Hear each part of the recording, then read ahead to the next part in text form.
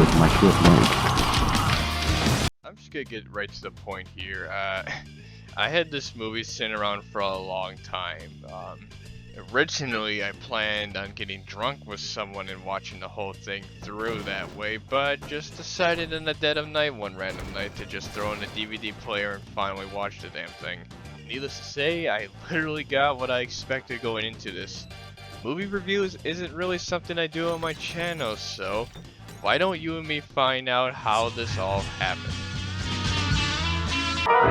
Shut up! How It All Happened is a Source filmmaker horror documentary featuring the cast seen on the screen now.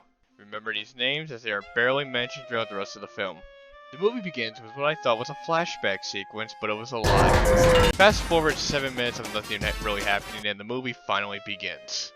Guy, yes, that's his name, and Autumn were caught red-handed with their pants down and have a staring contest with their friends till nightfall where they decide to make a campfire in this dense cave. It is here that the music score starts to really want attention, starts playing louder than anything else, as one of the females in the room starts to complain that she wants marshmallows. Which brought marshmallows? Neil then evaporates from the scene and returns with a bag of marshmallows that May gets way too excited and horny over. 5 seconds later, another wrestling scene happens where Neil, who looks like fucking Pinstripe from Crash Bandicoot, gives less of a shit right now. It is now the next day, or at least I assume that, and the movie actually begins. Guy is sitting at the bar upset because Autumn is busy and won't be able to come to the bar with him because going to bars is what people still commonly do, I think. Arlene enters the scene and tends the bar to Guy. Need anything? Literally a second later, Guy, the absolute Giga Chad, has managed to sweet talk Arlene into getting into his car and drive her to his place.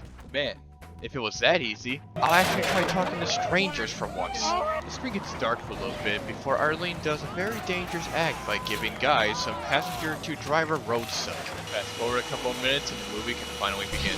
May sees Guy, who brought this stranger home, and asks if Autumn will be okay with this kind of thing. Thankfully, he said that they were okay with such a thing, because nothing screams being an absolute asshole by being a dirty, good-for-nothing cheater. Power relationships. How epic. It was around this point that I noticed Guy has the near exact same hairstyle I got, which gave me a couple chuckles. I just skipped quite a bit here, but now we enter the calming shower scene. I got pretty distracted by the window and shower design because for one, who the fuck has a window right in their shower like that?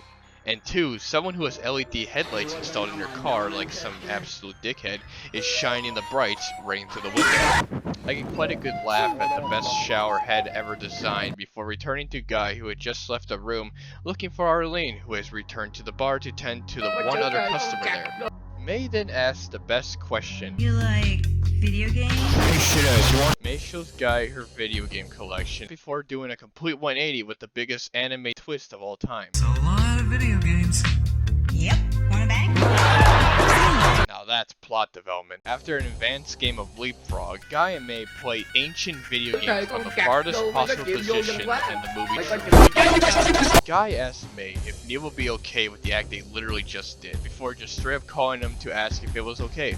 It was. It also turns out that Neil banged Autumn, which is why she didn't arrive at the bar with Guy, which made me feel very strange about the messages from earlier. Either way, 3-player Smash Brothers is planned. Guy then plots his revenge plot, but gets interrupted by about a phone call talking about May. Autumn makes up for earlier as Guy looks on while his spidey senses are tingling. His phone then rings. In the rudest way possible, Guy says, "Shut up, phone," before asking if she wants to go out tonight. They all decided to meet up at the closed bar with like 3 lights on and have an orgy on top of a pool table. How crude. So it was really epic to see this asswipe Pinstripe looking ass fall off the pool table at the very last second of the film. Yeah, literally that's the final second of the movie. And that, ladies and gentlemen, is how it all happened. So, what is my take on the movie? Well, around the 3rd scene with the car, I really started to figure out that there was going to be absolutely no plot to this movie despite what the cover art led me to believe. But being already halfway through the movie, I just had to see what came next. And again, to repeat myself, I got what I expected. But to throw some rightful criticism at it, the writing can be really bad. Like, really bad. I guess it just fits in with the strange pace the movie was going with anyways. The music can be a little much. It's either too loud, or the scene could have gone better without it. It just felt weird that it was just playing the whole time in like different tracks. But it was decent music at least. The biggest complaint though, jokes aside, is the lack of plot. I was really hoping for some juicy conflict or plot points that would connect nicely. But it's clear that this movie is more designed to be a background piece while you're with your significant other, and not so much something you put your fullest attention into. How This All Happened was produced by Clam Dog Studio and distributed by Furry Adult Film. Sold in DVD and, oddly enough, cassette format. It has an interactive menu and some fancy subtitles I wish I had on. Other work done by the same folks is an interactive dating game called Something to Do with Love that is available on Steam. Now that's quality. My final rating for this movie is middle ground. Average. A C. And C+ at best.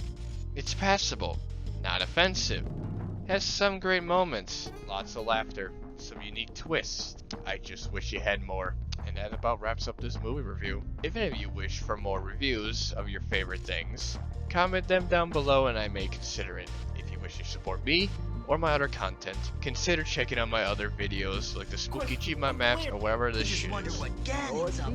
Until then, I'll see you all next time. And yes, I got a new microphone. Something a little nicer, not so deep fried. And it's easier to edit with. Yeah. Thanks. As Freeman, not that I wish to run the job. No one is more to waste until just say your